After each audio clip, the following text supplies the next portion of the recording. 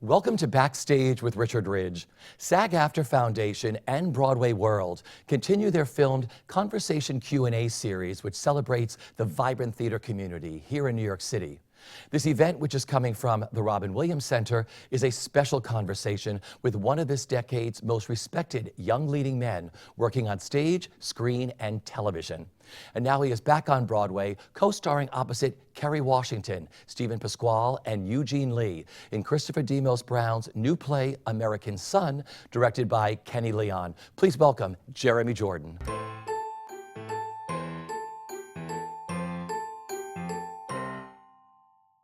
Well, first off, welcome back to Broadway. How does it feel? How does it feel? Yes. Feels great. I miss Broadway. I haven't been here since 2012, so it's been 6 years, and I'm super happy to be back, and it's great. I mean, I didn't miss the not so great dressing room situation on Broadway, but other than that, it's been great.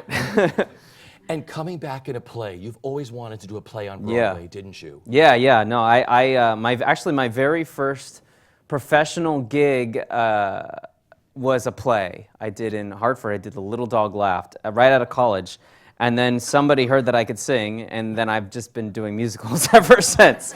So I've kind of wanted to sort of, have people sort of see me a little bit more broadly and sort of. Well, one of the reasons that I decided to do Supergirl and go out for pilot season was because I didn't want to be sort of stuck in that box of just the guy that can sing. Because even all the TV film stuff that I did was all singing, or at least had singing elements. And so when I got Supergirl, it was a big deal for me, so that I could do something that didn't involve my voice. Then, of course, like they made me sing eventually, But yeah, when I got done with that and American Son came my way, it just felt like the perfect next little step for me, so that I can sort of, broaden my career and try to not limit myself to just this one little thing. Even though, I do love to sing, and I know that people kind of have grown to expect that from me, but you try to challenge expectations every once in a while and surprise people and surprise yourself. Yeah. And I've certainly learned a lot doing this show. So. Well, how did American Son come about for you? American Son kind of came to me at the perfect time. I had just gotten back. I'd been home from Vancouver, where I left the show Supergirl after 3 years. I had come home back to New York. I was home for maybe 2-3 weeks, and my manager called me. And after 30 minutes of talking about random stuff, he's like, "Oh, and by the way." We might be getting an offer for this play for you. I was like, "Oh, really?" I was like, "Well, where is it?" He's like, "It's on Broadway." I was like, "What?" You could have led with that. So, I don't think it was wasn't. They wanted to talk about it and figure it all out. So I read it and I was like, "We got to make this happen." I remember getting it at it was really late at night because they were out in LA. So I was reading it before going to bed, and I had already sort of dozed off. And I was like, I'll just look at the character description. And it was 12:30, and then 2 a.m. I'm like shaking my wife, "Hey, this is awesome." And she's like, "I'll talk about it in the morning." But it was definitely one of those things. As soon as I read it, I was like, I have to do this. Well, let's tell everybody who hasn't seen the show yet what the play is about. So American Son, I am not the son. I am somebody's son. But no, the American Son basically takes place in present day Miami, Florida, at a police station at 4 a.m. in the morning. A black woman comes in looking for her son. He hasn't come home. 18-year-old kid. His car is missing. She's been calling him. She can't find out where he is. And she had called the police station. They had mentioned that his car had shown up in their records, and so she starts freaking out, comes down to the station, meets my character, who's really the only officer working there at 4 in the morning. He's the new guy, so they have some issues, and eventually we meet her husband, who is a white man, and the play really deals with a lot of racial issues, interracial marriage, biracial children, really police, race sort of relationships as well, and it's really just about how people don't communicate as well as they should about these sorts of things. People sort of build up these walls, and we tend to stay within the safe zone whenever we're talking to somebody that is maybe a little bit different than us. And so because of the situation and the circumstance, those walls just kind of get shattered in our play, and we go there, we talk about all the things, and it's uncomfortable, and some audiences have a difficult time watching it, and some audiences are just like, thank you for talking about this sort of stuff. And it's just a really beautiful, truthful play about the current state of our country. And what I really love about it is that there are 4 characters that are very different and very diverse in their views and their viewpoints and who they are and where they have come from, that we as audience members can really find something, at least with every one of them, that we can agree with, and then those things we sort of get beaten down and sort of like, oh wait, that character actually isn't always right or always perfect, or like every sort of viewpoint is challenged and sort of also, vindicated at the same time. It's a really well-written play. Talk about your writer. Our writer is a man named Chris Demos Brown, who is a lawyer from Miami. This is his first Broadway show. I mean, he's been writing plays, but this is his big break. He's a white guy who is incredibly woke, as they say, and just a really, really smart individual and a lovely person. I know that he had a couple of serious relationships with black women, so I think that he was able to have that white man, black woman relationship really well down. And he was also in law enforcement for a while, so he kind of has that sort of thing. He's a great dude. Yeah. Talk about your role without giving too much away. Okay, well, my role, I play the young police officer named Officer Larkin. He is he's pretty smart, although he's from the South and has that sort of idea that he knows more than he really does. You know what I'm saying? And that sort of he sort of is a victim in a way of that sort of casual middle class white racism that you don't really know what you're saying. You're not sort of aware of it. And he becomes aware of it throughout the play, I think, eventually. But he's trying to be helpful. I think he has bigger aspirations. He wants to be in the FBI, and he's stuck here in the middle of the night trying to deal with this woman who is growing increasingly more hysterical as I'm not able to help her and she is not able to find her son, and he doesn't really know how to deal with it.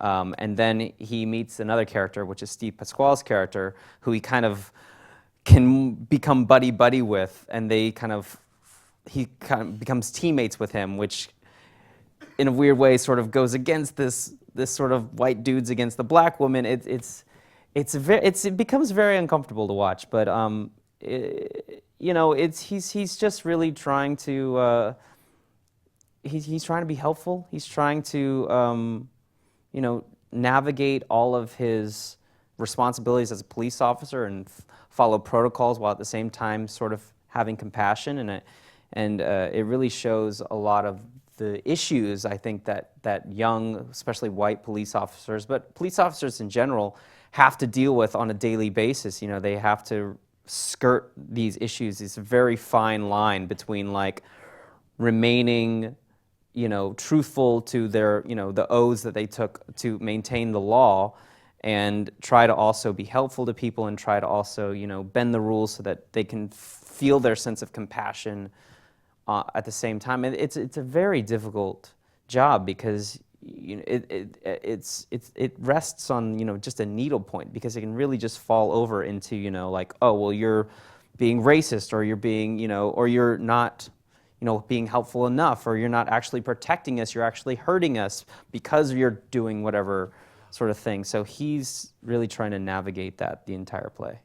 How exciting and challenging is it doing a new play? Oh, it's so exciting. I've done a few new musicals, and I've certainly done a lot of stuff that has never been done before, whether it's TV or movie or Broadway.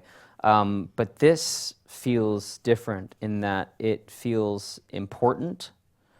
I feel like it's been a long time, or if ever, that I've really been a part of something that feels necessary to, humanity, our time. It's like something that I feel like people need to see and need to hear. And I read that, and when I read the play, I thought that immediately. Like even though it's a supporting role, and previously on Broadway I've done leading roles, and I couldn't not sort of find myself within this world and telling the story, because there's a lot of things happening in our country right now, and a lot of them are negative, and one of them I think that is universally across the board and everybody can agree on is negative, is how we deal with race in the country, and how we're all so stuck with it, and we don't know how to sort of talk to each other anymore.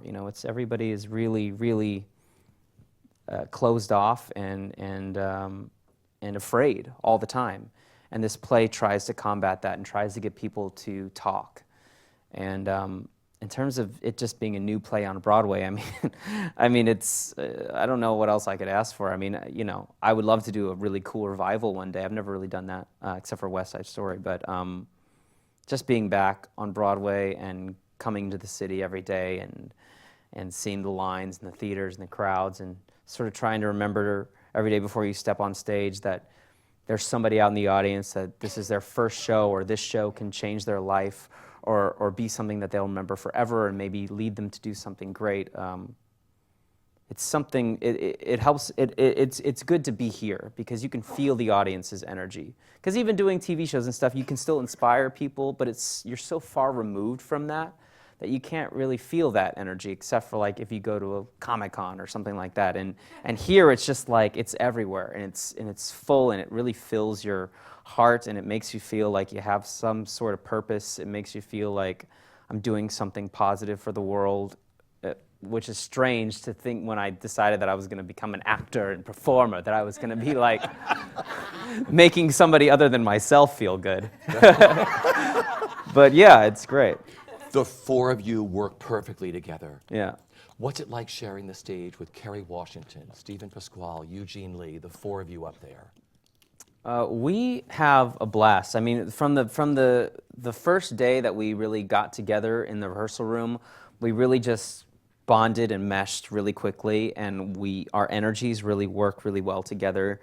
We're all very different, but also very focused on the exact same product. Like, we're trying to do the same thing. A lot of shows and a lot of times you'll see people, you're like, oh, that person's doing a different play than that person. Or this play is directed somehow, but like you're doing something and you're doing something, and everybody's looking out for number one, but we're really looking out for the play. And it was one of the first times that I've really felt trust on all facets of the things. The director, the writing, the acting. Usually, the past 3 years I've been doing television, which has a lot of great things to it, but it's so fast and so furious. You're getting a new director every episode. You have the scripts coming in like this, and you're trying to massage it to make it perfect and feel right for you, and then it's done, and you don't all you have is yourself. And here, we were really able to trust material and trust each other, and it's gotten to the point now that when we're doing the show, we really can just like be connected and see each other look each other in the eyes and really find new moments and trust that the other person is going to be there for us to kind of like navigate that while still maintaining the integrity of the play. Granted, there are some days where the lines become something new and we have to, but even more important for those kinds of days to have that trust. Because there are days where we'll skip like 3 lines and be like, well, that was really important information. How do we put that back in and not completely throw ourselves off and not make the audience be like, what is happening on stage? So those are always fun. For those of you who have not seen this, it's electrifying. It's the four of them. It crackles on stage. It's one of the best shows you will see. It's four of the best performances you'll ever see on a Broadway stage. It's 85 minutes, and most people, what they say at the end was like, I didn't breathe for the entire time. There's no intermission, and it's like one of those things at the end, you're just like, okay. Some people just don't even clap, too. What's funny, because we changed the curtain call halfway through previews because it felt too, like, congratulatory of ourselves. And so, like, what happened at the end is the curtain would go down, and then it'd come up on an empty stage, and then we'd make our way on, Eugene, and then me, then Steve, and then Carrie, and it was, like, very traditional. And now at the end, we all stay on stage at the end, and the curtain comes back up, and we just kind of, like, stand there and just kind of sit there with it. So the audience and us, it sort of gives the message to the audience, like, think about what you just saw. Don't think about us. Don't congratulate us right away. Just sit here and consider what we just gave you, what we all just experienced together, and then we'll do the bows because everybody wants to clap. Let's go back to the beginning. Growing up in Texas, where did your love for performing begin, and what were your earliest creative outlets? Wow. Well, growing up, my grandma used to run a community theater youth program. So like she did all like the kiddie plays at the community theater. And so she would sometimes, volunteer my brother and I to come and do the shows. And it was fun, but like, whatever. And so that was like my first introduction to it, but I wasn't super hooked on it. It was just like something silly to do. Yeah. Like I would go and make faces and like, say funny, silly things on stage and then go eat McDonald's or something, and so like it didn't really impact me. And then I realized I could sing kind of at an early age, and but I was always so shy, so I'd like sing in the shower, and my mom she told me this years later that she would like crack the door open and like sit there and listen. I was like my boy soprano singing Celine Dion in the shower. So she finally got me the courage to go audition for a couple of musicals, and turns out I could not act to save my life, so even though I could sing, I didn't get those. So I went to choir instead, because choir doesn't involve acting. And so I went into choir and sort of fell in love with that world and learned to grow as a singer. And then eventually, I kind of grew up and matured and started to listen. And I think that was the key to unlocking my ability as an actor, which was listening.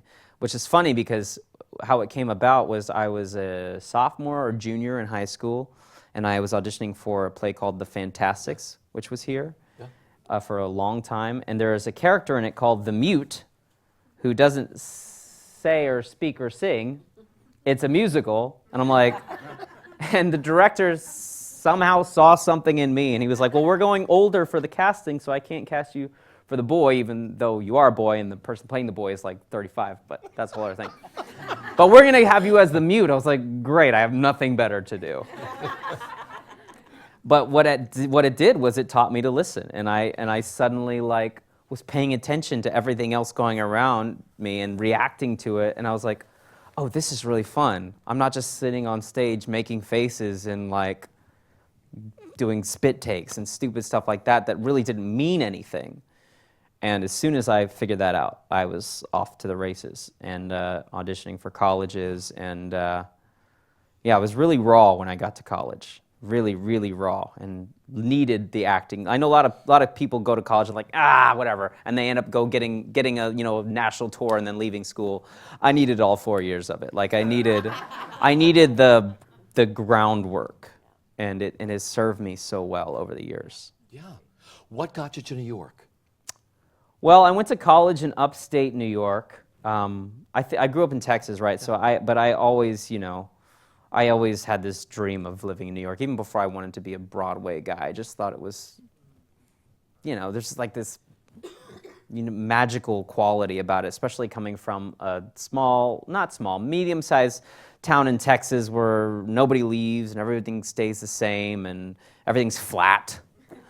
And you're like, look at this big city where anything is possible. And it was just very cliche, but that's what I wanted to do. So, I mean, I went to... I looked for a lot of when I went for colleges, I looked for places that were not anywhere near where I grew up. Even like my backup schools were up in the Northeast. And went to Ithaca College, which is in upstate New York. So I got to go to New York a few times, during school and check out plays and see things here and there. And yeah, I immediately moved here after I was done. I mean, where else was I going to go? Exactly. Did you try to get waitering gigs? Oh, yeah. Tell us about those. Well, you know, when I was in college, I worked at the dining hall. I never worked a real job when I was in high school. But when I went home during college, I worked with my mom at the bingo hall. That was like, just came home smelling like cigarettes and debt.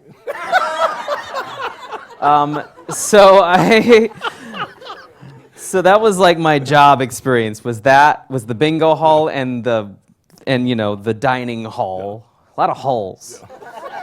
Unfortunately, there were no halls that I could apply to be a waiter at. But so I did that thing where well, first of all, I did catering gigs. Okay. So the first thing I did when I moved to the city was I catered the U.S. Open, which was really fun. And at one point, it was really fun except for when you couldn't eat anything and your stomach's like, oh, I have to eat all this, even though you're not hungry.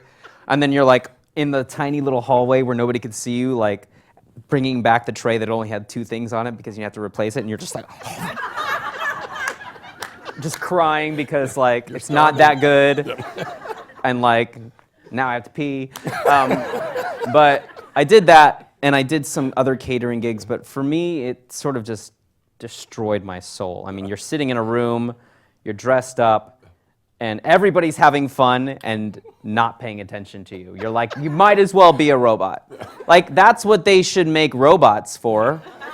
Not to take people's jobs in like meaningful things, but to be cater waiters.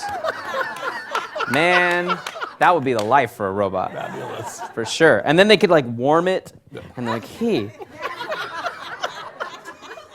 Anyway, so I did that for a hot minute, and then I decided I needed to make more money and talk to people. Yeah. And so I was like, okay, I'm gonna try to be a waiter.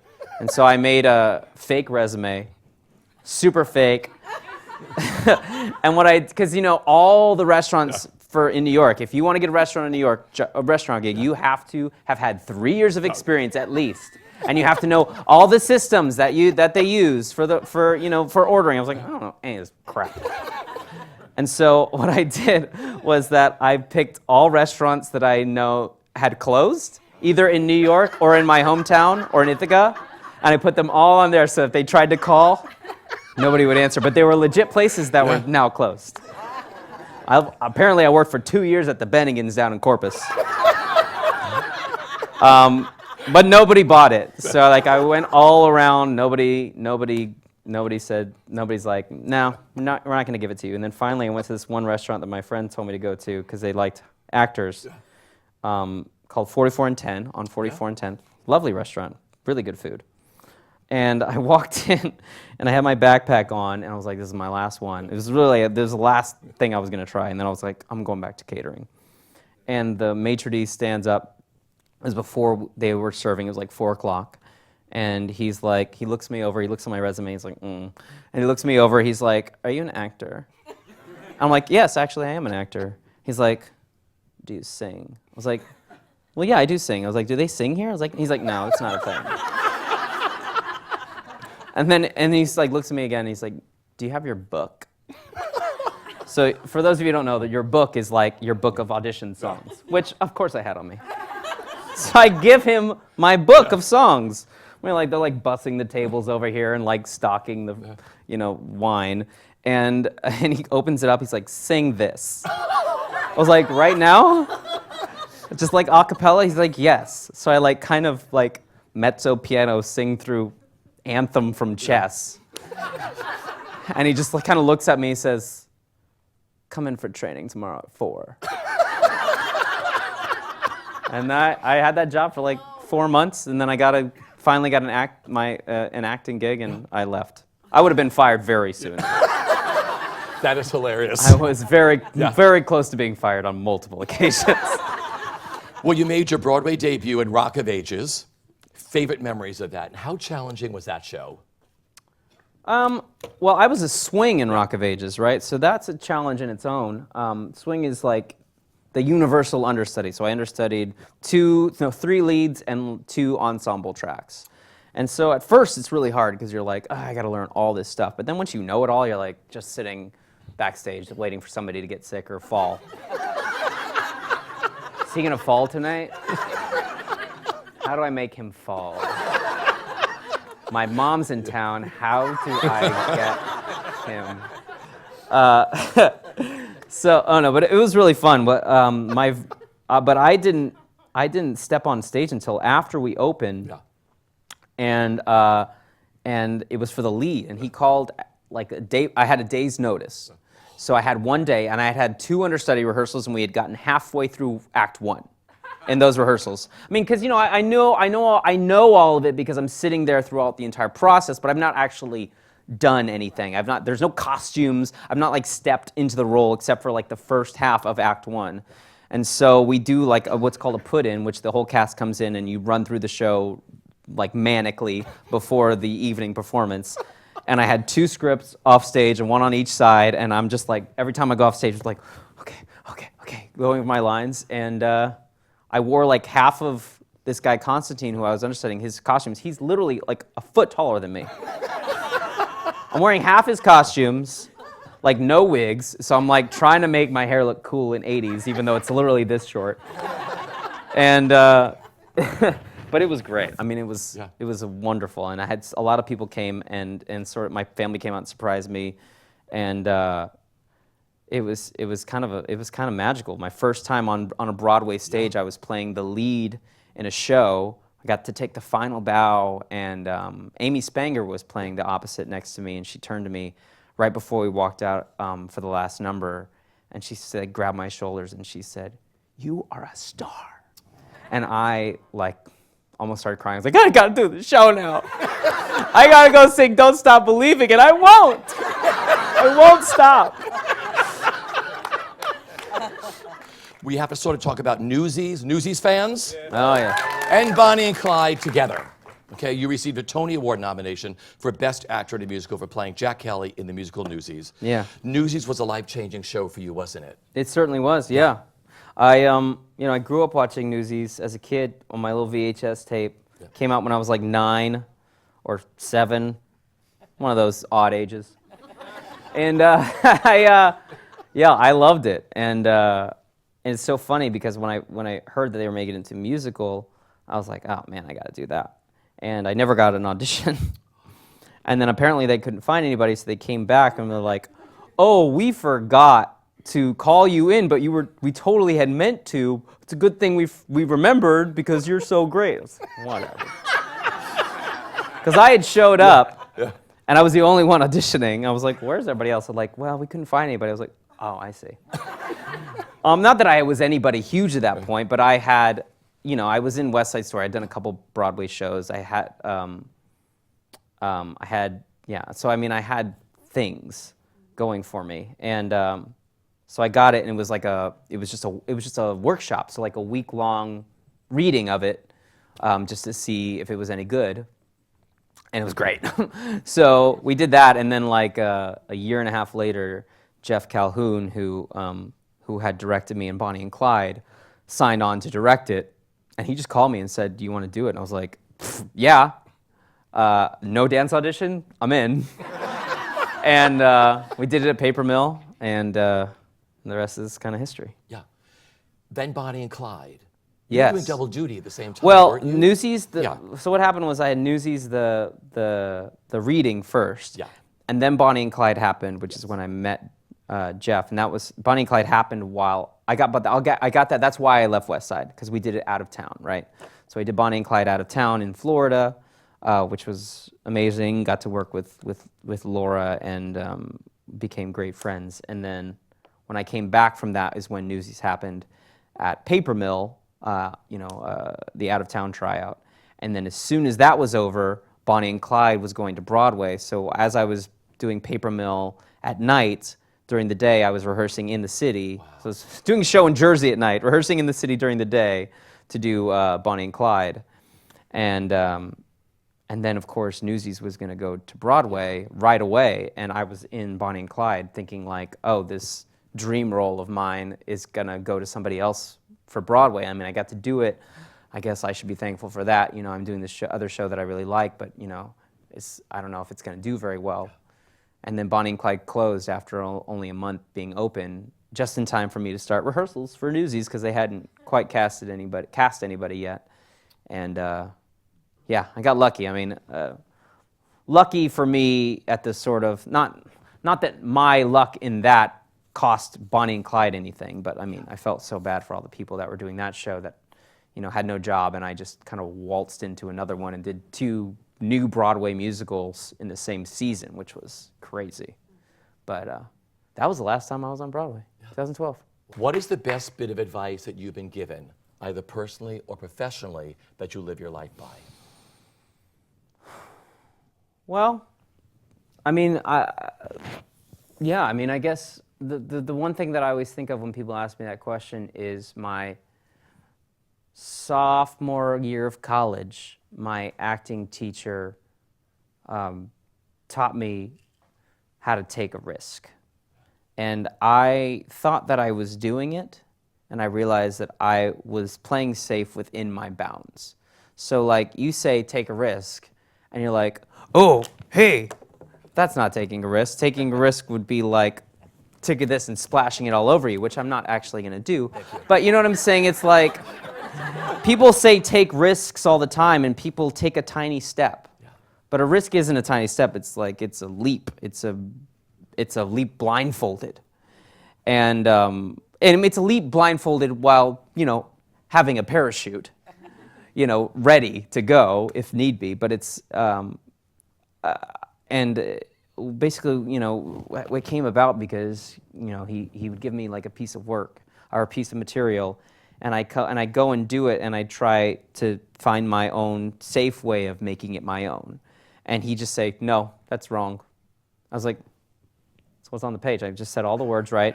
I did all the things that it said. He's like, that's wrong. I was like, no, it's not. We got in this huge argument. I was like, no, it's not wrong. He's like, why don't you do this? And he told me something completely opposite. I was like, what? How is that right when that's not what's on the page? And I did it, and it became something totally new and totally interesting. And that wasn't the final product, but it informed my right choices in a completely new way. So I think that if we reach a little bit outside of our comfort zone, a little bit outside of our box every day, a little bit more, you know, and maybe we kind of shrink back, but then we can reach back out again. That's when we're going to find the things that change us and that make us grow and that make an impact on people. Same thing with you know, it's kind of the similar idea with the play. It's finding your way out of your circle and expanding your mind to encompass the rest of the world. You know, like if somebody from Zimbabwe was given this scene, how would they do it? They're given the exact same pages, but maybe they might think of this in a completely different light. Like, why is that wrong and your way is right? You know, so it's, I took a lot from that, apart from just like how to approach a scene. I think it's really important to approach life. And it's simple as saying take risks, but it's not as simple as that. Yeah. You know? Perfect. Cool. Just so you know, I have known you since Rock of Ages. And I have known you since Rock of Ages. Oh, yes. Yeah. Oh, yes. It is so great to have watched what has happened to your career. Like I said, you were one of the nicest people working in this business. And I thank you for taking the time, sitting here today for all of these people and the people watching around the world. Thanks, If Richard. you haven't seen American Son, go see this man work. Please Ladies and gentlemen, Jeremy Jordan. Thank you. All right.